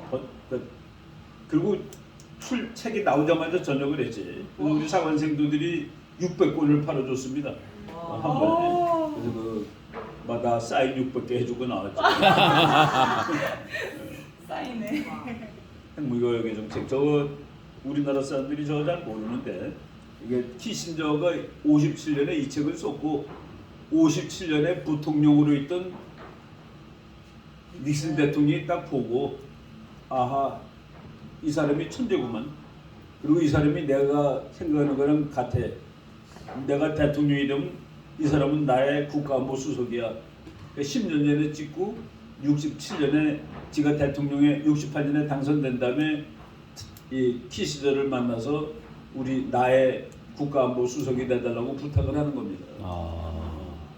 그러니까 닉슨 같은 사람은 학자들의 책을 읽어보고 이 사람이 내 사람이라고 찍는 거죠. 닉슨도 천재네요. 네. 천재를 미국- 알아보는 천재. 이제 우리나라는 뭐 아예 읽질 않으니까 뭐 어떤 놈이 뭐라고 주는지 모르겠어. 그러니까 자기 밑에 가서 따라다니던 놈 순서대로 하는 거지. 그러니까 따라다니는 사람은 신문도 잘 안 보고 책도 잘 안 읽으니까 그게 이제 문제예요. 지금 이제 키신저 박사가 5강 체제가 제일 아름다운 체제다라는 것을 밝혀낸 책입니다. A World Restored, 회복된 세계 해가지고 메테르니, 캐슬리, and the Problems of Peace 1812년부터 22년까지 이때 이제 나폴레옹 전쟁이 일어난 때예요. 나폴레옹이 1815년에 워털루에서 져가지고 전쟁이 끝났는데 그 몇십 년 전쟁이 끝난 유럽의 질서를 회복하는 과정. 거기서 캐슬리는 영국 수상이고 메테르니는 오스트리아 사람인데 그 두 사람이 어떻게 평화를 만들어 갔느냐. 거기서 보니까 국제 체제에 합의를 이뤘다. 레지티머시. 그 레지티머시는 정당성이 아니라 다선 강대국들이 다 그래 나는 이 정도면 만족해가 정당성, 레지티머시예요. 그리고 그걸 하기 위해서 5개 정도의 힘이 비슷한 강대국. 거기서 이제 이 키신저 박사가 하버드 대학 1등으로 졸업했습니다. 여기 1등으로 졸업하고 석사 박사를 같은 곳에서 하고 그리고 같은 곳에서 교수를 한 거의 최초야. 되게 어렵다고 하시죠? 그건 없어요. 그거는 어려운 게 아니라 룰이 아니야, 룰. 하버드 대학에서 1등으로 졸업했어도 너 하버드 대학 교수는 나중에 와. 부교수 때 와. 조교수는 다른 데 가서 해. 미국은 학문 학문의 그 근친상간을 허락하지 않는다라는 아예 그 용어를 그렇게 써요. 학문의 근친상간이라고 써. 영어 단어로도. 그래서 텍사스 대학 나온 놈은 텍사스 대학에서 조교수를 결코 할 수 없다. 하버드 나온 친구는 하버드에서 안 돼. 다른 데 가서 조교수에서 네가 살아가지고 돌아와. 여기 다른 학교 가가지고 내가 그 텍사스 대학에서 이제 일본어를 일본어를 좀 배우려고 읽는 것만 그 박사 논문 쓸 때 이제 그래가지고 보니까 일본어가 있어요. 근데 나는 ABC도 하나도 모르는데 처음으로 일본어를 나한테 처음 배운 거야. 그래가지고 가는데 보니까 애가 한 10명밖에 없어. 그리고 선생님이 일본 여자예요. 근데 처음부터 일본말로 하는 거야 다. 그래서 난 뭐 하나도 못 알아들어서 내가 영어로 야 나는 지금 박사 논문을 쓴 학생인데 일본 자료를 읽으려고 그냥 왔는데 내가 여기 있을 자리가 아닌 것 같다 라고 얘기를 했더니 괜찮다고 있어도 된다고 이제 일본 선생님이 그러더라고요. 그러면서 자기가 지난 여름방학 때는 뭐를 했느냐를 일본말로 했고 미국 학생들이 일본말로 대답을 한 거예요. 그 수준 되는 애들인데 나는 그냥 논문 쓰기 위해서 빨리 읽는 거가 필요해서 좀 들으려고 왔는데 기초 과목들이 다 차서 내가 할 수 없이 그만큼 일본어가 인기가 좋았던 겁니다. 미국에서. 그러니까 꽉 차서 못 들어가는 거야. 그래서 밀고 밀리다가 제일 최고급 반을 들어간 거지 회화반. 근데 이제 그해 그 일본 선생한테 내가 그 독해하는 걸 많이 배웠습니다. 우리는 한문을 하니까 뭐 빨리 읽죠. 토시만 좀 알면 글쎄 한자를 뭐 할수 있으니까. 그러니까 내가 초등학교 책은 못 읽어도 대학 책은 다 보거든. 한문이 있으니까. 와. 한문으로 쓴다는 다 아니까 뜻을. 근데 이제 다음 학기에는 안 가르친다. 그래서 왜 안 가르치냐 했더니 자기가 박사 논문이 끝났다는 거예요. 박사 논문 끝났는데 왜 안 가르치냐 그랬더니 여기서 받았으니까 여기서 못 가르친다야. 강사도. 그런데 그거 보고서 참 그 룰이 엄격하다는 걸 알았습니다. 이 사람이 이 5개의 강대국이 모여서 legitimacy and balance of power. legitimacy는 도덕적인 정당성이 아니라 그 강대국이 그래 네가 그래도 5 중에서 1등인데 뭐 해봐. 네가 하는 거 그 정도까지 인정할 수 있어. 그 범위가 legitimacy입니다. 이 사람은 완전히 국제 정치에서는 강대국 위주의 그런 사고방식을 가진 사람이죠. 박사학위 논문 54년에 박사가 됐어요. 50년에 하버드 대학 1등으로 졸업하고 4년 만에 박사 받았으니까 뭐 대단한 거지. 근데 저는 그 천재가 뭐 좋든 나쁘든 간에 이 시대에 국제 정치를 엄청나게 영향을 미쳤던 사람입니다. 한때는 그래도 젊었죠. 지금 뭐 근데 지금도 99세인데도 금년에도 책을 한 권 썼어요. 그 리더스라고 그래가지고 자기가 만난 그 세계적인 지도자에 관련된 그 뭐 서평입니다. 뭐 불러주면 누가 받았었는지 모르지만 아무튼 그 정도를 할 수 있는. 그 다음에 닉슨이 또 쫓겨났지. 닉슨도 케네디는 죽었고 닉슨은 쫓겨난 다음에 이제 카터라는 사람이 됐는데 나는 카터 같은 사람이 한 번 더 나오면은 그때를 대비해서 우리나라는 핵폭탄 만들 실력을 갖추고 있어야 된다고 봅니다. 이 사람이 주한미군 철군 정책은 아주 심플해요. 독재자를 지원할 수가 없다요. 미국이 독재 국가를 지원하면 안 된답니다. 그래서 그럼 박정희는 독재자라고 치면은 그러면 김일성이는 뭔데? 근데 그게 참 뭐 막무가내죠. 이거 뭐 나중에 우리가 그 자세히 그 설명해드리겠습니다만은. 그래서 그때 근데 저 사람이 대통령 할 때는 미국이 아주 우울해. 이 사람이 대통령하는 그 4년밖에 안 했습니다. 그리고 떨어질 때 레이건 대통령 할 때 너무나 형편없이 떨어져가지고 비행기에서 막 소리내서 울었어요. 고향에서 졌잖아요. 자기 고향에서도 뛰고 조지아의 땅콩 농장을 하고 있었는데 참 이렇게 그 처절하게 레이건 대통령한테 패배를 해가지고 그랬는데 이제 대통령 된 다음에 뭐 집 지르는 일을 그 망치 들고 다니면서 목숨 노릇하고 뭐 그래가지고 뭐 인기는 대통령 관둔 다음에 인기가 더 좋았습니다. 그 어떤 사람들이 이 사람은 그러니까 대통령보다는 대통령 뒤가 더 인생에서 좋았던 사람이고 아직도 살아있어요. 24년생인데 98세야 지금.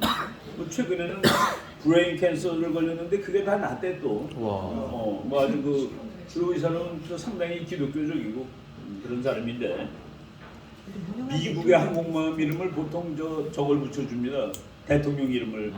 그 조지 워싱턴, 레이건, 트루만 뭐 이렇게 다 아이젠하워 이렇게 내 이름이 돼 있잖아요. 근데 이 사람은 대통령임에도 불구하고 잠수함에다 이름을 붙여줬어. 그러니까 이제 그만큼 좀 미국 국내에서는 항공모함의 이름을 붙일 만큼 이 품격이 높지가 않습니다. 그래가지고 물론 이제 그 카터 클래스라는 새로운 급의 함정을 만들었는데 뭐 좋은 군함이죠. 거기 일본 함 이름이 카토호입니다. 카토호. 근데 이 사람이 대통령 하고 있을 때만은 아니지만은 70년대 그 한 10년 동안에 소련이 위성국을 한 10개쯤 늘렸어요. 그때 미국 뭐 하고 있었냐? 그리고 그때는 소련이 미국한테 이긴다라고 막 그런 얘기 막 나오고 그랬습니다. 그래서 이 사람이 대통령 하던 마지막 해 크리스마스 무렵에 이 사람이 그 보면은 햇볕 논자예요. 소련하고 잘 지내면은 형하고 오는 거야. 이 브레즈네프라는 소련의 수상이죠. 이놈하고 키스도 했어요. 그래서 이 책이 듀프라는 거 뭡니까? 그냥 잘 속는 놈들이라는 뜻이야. 듀프, 잘 속는 인간들. 근데 여기서는 이 카터 얘기만 나오지 않고 공산주의에 속은 미국 사람들이 많이 나와요, 이 책에는. 근데 그 책 18장에 A Kiss for Brezhnev, 지미 카터 해가지고 나오는데 완전히 쪼다 같은 짓을 했다는 그 얘기입니다. 그래갖고서 평화가 올 줄 알았는데 그렇게 허그까지 하고 키스까지 했는데 이놈이 아프가니스탄을 침공한 거야, 79년에. 그래서 카터가 분노해가지고 그때 정신을 마지막으로 차렸습니다. 마지막으로 차렸는데 마지막으로 차려가지고 카터 닥트리라는 것도 만들고, 그리고 소련 놈들이 하는 올림픽은 안 가 그래가지고 80년 모스크바 올림픽이 아주 거덜났죠. 미국이 안 가서. 우리나라도 안 갔습니다. 그때 자유국가들 다 안 갔어요. 그 다음에 84년은 LA 올림픽입니다. LA 올림픽 할 때는 소련이 화가 나서 안 갔어요. 그래서 88 올림픽이 그렇게 또 의미가 있는 겁니다. 서울에서 분단 국가에서 88 올림픽을 하는데 12년 만에 공산진영, 자유진영이 다 모였다. 그래서 서울 올림픽이 그 정치적인 의미로도 상당히, 그러고서 88 올림픽하고 2년 만에 공산 국가들이 완전 다 붕괴돼 버리는 거죠. 소련도 붕괴가 되고. 그래서 그런 의미가 있는데, 이 사람이 이 소련이 79년 크리스마스 때 이 아프가니스탄을 침공한 데 대해서 분노해가지고 1월달에 외교 교서에서 이렇게 얘기합니다. 우리 입장을 분명하게 하겠습니다. 페르시아만에서 통제력을, 컨트롤을 확보하려는 어떤 외부 세력의 개입도 미국의 사활적인 이익에 대한 공격으로 간주될 것이며, 그와 같은 공격은 군사력을 포함한 필요한 모든 수단을 동원해서 격퇴할 것입니다. 지금 미국이 중동에 개입하는 것은 이 사람이 이때 선언한 카터 독트린의 겁니다. 중공의 소유를 어느 한 세력이 장악하려 할 때, 장악하고자 할 때 그것은 미국 국가에게 심대한 위협이며 미국은 군사력을 포함한 모든 수단을 동원해서 거부할 것이다. 그래서 부시 대통령도 거기에 의해서 중동에 전쟁하러 가고, 아버지 부시도 그러고 하고, 오바마, 트럼프 전부 그 논리에 의해서 중동 가서 전쟁을 하는 겁니다. 이게 바로 아프가니스탄은 이제 중동을 거점을 확보하기 위한 소련의 공격이니까, 그 공격에 있고서 한 달도 안 돼서 한 연두 교소에서 이 카터 독트린을 발표하고, 이 사람은 마지막으로 중동의 석유죠. 그걸 확보하기 위해서 미국은 군사력으로 개입한다. 그래서 야, 부시 그럼 전쟁광이야. 카터한테 물어봐. 카터가 그렇게 하라고 그런 건 나는 할 뿐이야. 라고 나중에 공화당 대통령들이 전부 이제 행동할 수 있는 근거를 마련해 준 대통령이죠. 그래서 카터 닥트린이라는 거, 이 사람 뭐 해군사관학교 출신입니다. 그래서 미국 해군사관학교 가 보면은 카터가 그래도 자기 학교 출신의 대통령이니까 아주 좋은 선배로 모시고 있어요. 이 사람의 그 대통령 기념관이 저쪽 아틀란타에 있는데 내가 가보고서 개자식이라고 나는 생각했습니다. 맞아요. 그때 거기 갔더니 김일성하고 이렇게 껴안고 있는 사진이 큰 게 있어. 박정희의 피자도 없습니다. 박정희의 피자도 없어요. 그러니까 박정희에 대해서 원한을 가지고 있는 거예요. 박정희한테 모욕당하고 바보가 되고 대통령에도 떨어지고 그렇다고 생각합니다. 그래서 거기 내가 아틀란타 가보고서 2014년이가 그래요. 야, 그래도 자기를 아무리 쪽팔리게 한 대통령이라도 박정희 대통령에 대한 그 아무런 기록이 없다는 건 좀 놀랍다라는 생각을 했습니다. 그러니까 인간들이 다 뭐 그렇죠. 그렇습니다. 해군사관학교 출신이에요. 그다음에 레이건 대통령이 이제 4년 만에 그러니까 80년에 그러니까 80년 선거에 이겨가지고 카터는 4년 만에 대통령 관두고 레이건 대통령이 나와가지고 이제 소련을 날려버리는 거죠. 소련을 악의 제국이라고 얘기해가지고 이블린 표현으로 해서 뭐 핵전쟁 난다고 그러고, 또 많은 미국의 그 잘났다는 사람들이 저 멍청한 영감이 3차 대전 일으켜가지고 지구가 다 끝나게 생겼다고 뭐 소리 지르고, 근데 뭐 나는 그때 이 사람 임기 동안 미국 유학을 했기 때문에 81년 이 사람이 1월 20일 날 대통령 됐는데 나는 그해 9월에 유학 가가지고 이 사람이 이제 89년 1월 20일 날 대통령 임기 마쳤는데 나는 88년 8월 달에 공부 끝나고 왔기 때문에 꼬교 기간 동안 있었습니다. 그래서 매일 저녁마다 이 사람을 봐가지고 그러니까 제일 느낌이 익숙한 거죠. 뭐 우리 국제정치 공부하니까 뉴스를 매일 봤는데 그때만 하더라도 뭐 저장했다 볼 방법이 없으니까 그날 봐야 되니까 그래서 그 레이건 대통령한테 대해서 이제 좀 그 기분이 익숙합니다. 전두환보다는 내가 뭐 몇십 배 많이 봤지. 전두환은 볼 방법이 있나 그때 그 뭐 미국에서 한국 신문 못 보니까 그때만 하죠. 지금은 뭐 관계 없는 일이지만요. 이제 약간 소련을 날린 아직도 난 이 사람에 대해서 그 우호적입니다. 뭐 고바초프라는 그렇게 괜찮은 사람을 만나가지고 그렇죠. 고바초프하고 일이 되겠다라는 거를 우리 밥 먹을 때 한번 기도합시다라고 했는데 고바초프가 누는 거 아멘을 하더래요. 트럼프가 이 사람하고는 일이 되겠다 해가지고 밀어붙였는데 결국은 러시아가 정교도 그 기독교의 나라니까 그래서 일을 했고 요거 뭐 나중에 또 미국 외교 공부할 때 자세히 이 사진들 보면은 이게 역사의 기록물들인데 둘이 앉아가지고 이제 허심탄회하게 이 우리가 다 세계 최강대국의 지도자들로서 지구 몇십억 명의 운명을 쥐고 있는데 이게 말이 되는 소리냐? 뭐 그러면서 이제 다 그랬겠지. 이거는 몇십 년 지난 다음에 나올 겁니다. 지금은 이제 아직 안 나온 그 문건들이에요. 이런 건 뭐 또 비밀로 해줘야지 이 사람들이 그 또 보호가 되니까.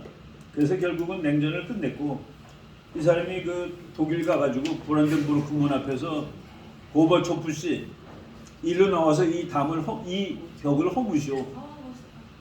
그 말을 할 때 그때 미국 보좌관들이 전부 다 기절하는 줄 알았습니다.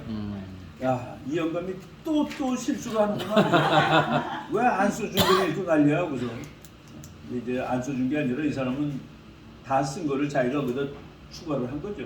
그래서 그냥 미스터 고바초프, tear down this wall. 이거 뭐 정말 유명한 그 유튜브 들어가서 미스터 고바초프, tear down this wall 그러면은 그대로 나옵니다. 뭐 진짜 하는 연설인데 참 그 감동이에요.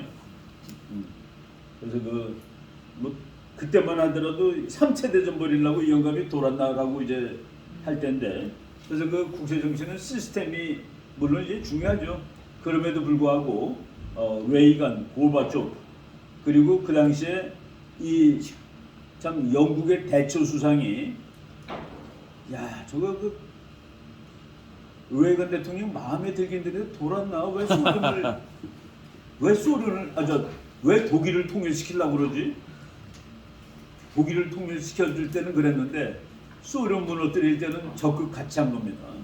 그래서 대처, 고바초프, 레이건 이 세 사람이 이 개인적인 역할이 커요. 그러니까 뭐 미국은 시스템의 나라임에도 불구하고 개인이 역사를 그래서 이제 그런 말 있죠. 영웅 조시 시조 영웅. 영웅은 때를 만들고 때는 영웅을 만든다. 이제 이런 사람들한테는 그게 이제 시조 영웅이 아니라 이제 영웅은 영웅 조시 영웅이 시대를 만든 거라고 해도 되는 그런 사람들입니다. 근데 여기에 관련된 책도 재미있는 책이 나왔어요. 그래서 The Human Factor 국제 정치가 이제 시스템을 많이 보지만은 그 1차원의 분석, 그 휴먼 팩터가 상당히 중요하게 작용을 했다 그래가지고 나온 지 뭐 한 2년 된 책인데 대처 수상하고 고바초프하고 레이건 대통령을 그 성격 분석을 한 책입니다.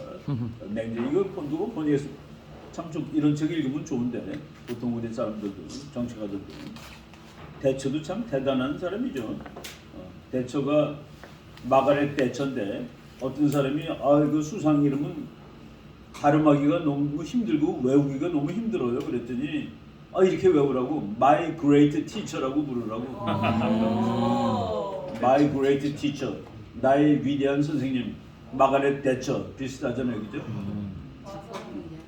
우리나라 그 아주 재기 발랄한 국제법 교수가 있었습니다. 박준호 교수라고. 그 사람이 매일 그 일주일에 한 번씩 코리아 헤럴드인가에다가 글을 썼어요. 글을 이제 영문으로 쓰는 거지. 영문 수필을 썼는데 영국에서 이 얘기를 인용하면서 김일성 이름을 외우기 힘든 사람은 이렇게 외우면 된다 해가지고 kill him soon. 글을 빨리 죽여라라고 썼어. 그 자기가 그날 신문 받아보고 딱 읽고 있는데 전화가 왔대. 어떤 놈이 너 또라이 같은 놈이라고. 그래서 자기가 그랬대요. 너 지금 커피 마시면서 영자신문 읽고 있지 그랬대. 커피 마시면서 영자신문 읽고 있는 사람이 전화가 와서 또라이 같은 놈이라고 욕을 해가지고 My great teacher, kill him soon 그렇게 외우면 됩니다.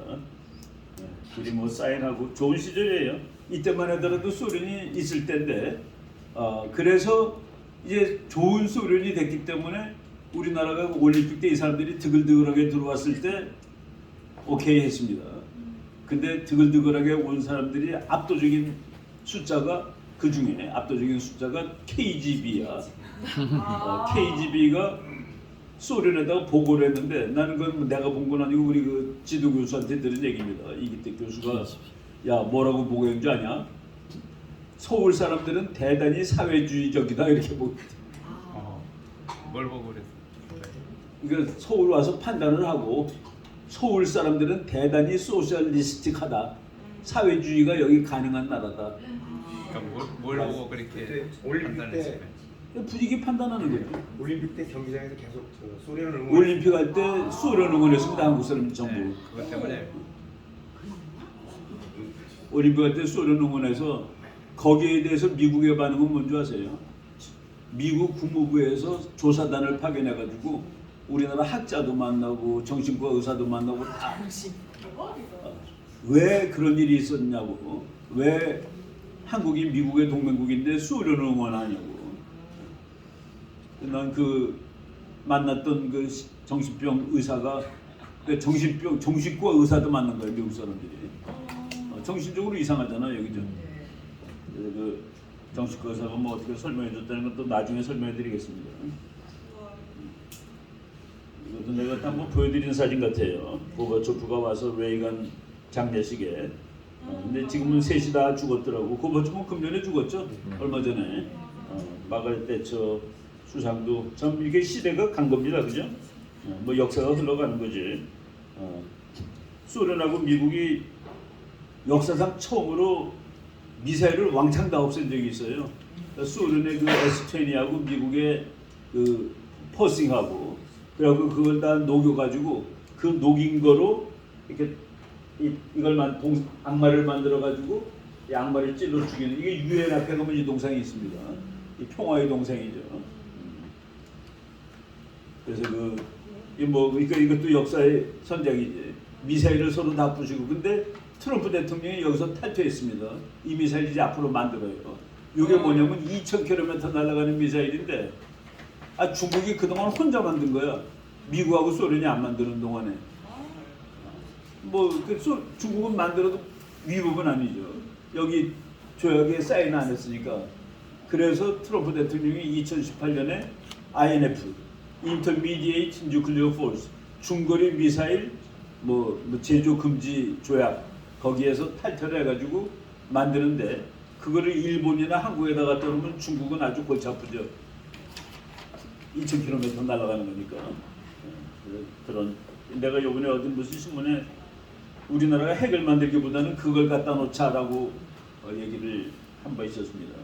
그리고 레이간 대통령이 이제 다 정지 작업을 끝내고 소련을 완전히 이제 역사 속으로 날려버린 대통령은 아버지 부시. 아버지 부시 때 공식으로 소련이 지구상에서 없어집니다. 지구상에서 없어지는 날이 1990년 12월 25일이야. 그것도. 그러니까 그 소련 그 빨간 깃발이 내려가고 지금 소련 깃발이 올라가는 겁니다. 왜 크리스마스 날 그거 했는지 모르겠는데. 그래서 지금은 소련은 공산국가가 아니에요. 공산국가가 아니고 물론 그렇다고 뭐 자유주의 자본주의는 아니지만은 마피아 자본주의 같은 그런 자본주의 국가입니다. 그래서 그 부시 1세대 부시 대통령이 이 사람이 됐을 때 보니까 적이 없어. 근데 이 사람은 그래도 워리어예요. 2차 대전 때 18살인가 19살인데 해군에 들어가가지고 비행기를 탄 겁니다. 와. 그 비행기가 추락을 해서 그래갖고 자기 친구들 막 잡혀가고 그랬습니다. 일본한테. 근데 이 사람도 탈출해 나와가지고 나중에 이제 이 사람이 그 외교 정책은 제일 잘한 대통령으로 치는데 CIA 국장까지 했죠. CIA 국장 하면서 자기 아들이 대통령 됐을 때 CIA 국장은 당이 다른 사람이라고 바꿀 필요가 없다고 그래가지고 클린턴이 임명했던 CIA 국장을 그대로 썼습니다. 그 아들 부시가. 근데 그 사람이 아버지 부시, 아들 부시가 테넷 국장, 이라크에 대량 파괴 무기 있는 건 확실하죠? 라고 물었더니 아이 그건 슬램덩크예요 라고 얘기한 겁니다. 슬램덩크라는 거는 농구 선수들이 공을 위에서 이렇게 꽂아 놓는 거 있죠. 키 큰 애들이 점프해가지고 100%입니다라는 뜻이야. 당근이죠 그런 뜻이야. 근데 당근이죠라고 말해준 사람은 공화당 출신이 아니라 민주당의 중앙정보부 국장이다라는 그런 거가 되는데 아버지가 얘기한 겁니다. 이 사람이 중앙정보국장 출신이고 그런데 근데 이 사람은 워리어니까 적이 없어졌는데 세상에 대해서 선포를 했어요.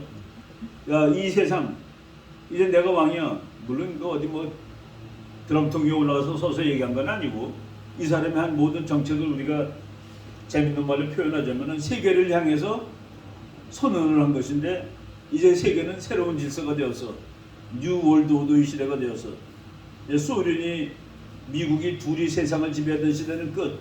이제 나 혼자 왕이야. 그래놓고 한 얘기가 세상은 모두 미국식 민주주의를 따를 것. 옛날에는 독재국가라도 반공이면 봐줬어. 근데 이제는 못 봐줘. 그래서 6.29 나오는 겁니다. 국제적인 압박이 난 니네 편이잖아. 나 공산주의랑 싸우지 않아가지고 더 이상 안 되는 거예요. 그래서 남미가 그냥 완벽하게 민주화되는 시점입니다. 남미 너네들도 공산주의랑 싸운다고 독재국가, 우익 독재국가 봐줬는데 앞으로는 안 돼. 다 민주주의 할 것. 그것이 이제 부시 대통령. 그 다음에 이 세계는 전부 장사해. 미국식 시장 경제를 따를 것. 그래서 에이지 오브 글로벌리제이션, 세계화의 시대가 시작되는 겁니다. 그리고 나한테 내미지 마. 미국에 도전하지 말 것. 그래서 저것이 이제 저 시대를 제일 즐긴 사람이 클린턴 대통령이에요. 그냥 즐거워. 뭐 별로 뭐 대밀dom도 없고, 그래서 8년 그냥 널널하게 그냥 잘하고, 그 다음에 아들 부시가 됐을 때 2001년 테러를 얻어맞는 거죠. 그러니까 미국의 휴일이 딱 이제 이 사람이 미국의 휴일을 시작한 사람이에요. 바탕을 깐 사람은 레이건 대통령이고 소련을 날려버렸으니까 대적이 없으니까. 그래서 오늘 여기까지 하고. 너무 금방 가는 것 같았어. 그러면 그래도 밥이 왔잖아, 그죠? 밥 안 해. 그리고 12시 15분이니까. 저는 여기서 말하는 미국식 민주주의라는 건 이 사람들 가지고 있는 모토가 있잖아요. 질서 안에 들어오라고 했을 때에 미국식 민주주의는 저거죠. 헌법에 나온 인권. 하나님이 주신 크리에이터가 준 불가양의 권리. 누구에게도. 근데 그 권리는 뭐 행복 추구권, 뭐 생명의 권한 이런 것들. 그래서 독립선언문에 나왔던 독립선언문에 나온 거죠. 그래서 부시를 그냥 미국 사람들은 부시 41, 부시 43 이렇게 씁니다. 41대가 아버지고 43대가 이제 아들인데 그 42대가 클린턴 대통령이에요. 근데 클린턴 대통령이 미국 역사상 거의 한 7, 80년 만에 처음으로 군대 안 간 대통령입니다. 근데 군대 안 간 사람이 대통령이 어떻게 되니? 냉전이 끝났으니까, 전쟁이 끝났으니까, 적이 없으니까.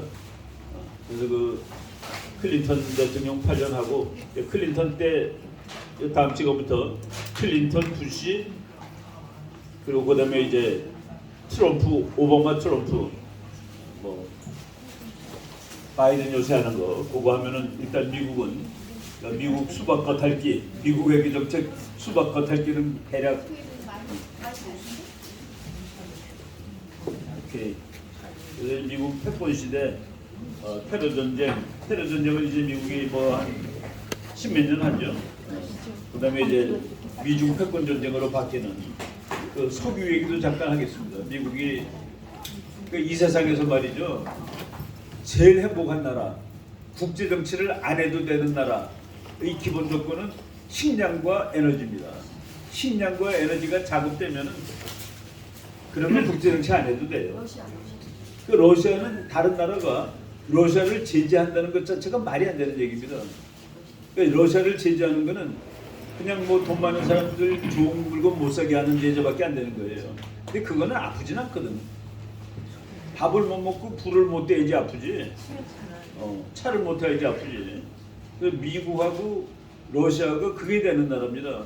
그러니까 지난번에 뭐 러시아에 대해서 제재를 가하겠다고 우크라이나 전쟁 일으켰다고 그거는 원천적으로 안 되는 얘기를 한 거예요. 그 제재를 가다 보니까 독일이 더 죽겠어. 독일은 이제 이번 겨울을 어떻게 버틸지 잘 고민해 봐야 될 겁니다. 가스값이 뭐 몇 배 오를 텐데. 박스 팔아야 돼. 네? 박스도 팔겠다. 그렇지. 사안제에서 지들이 그리고 말이에요. 오케이. 오늘은 여기까지 하고 밥을 먹고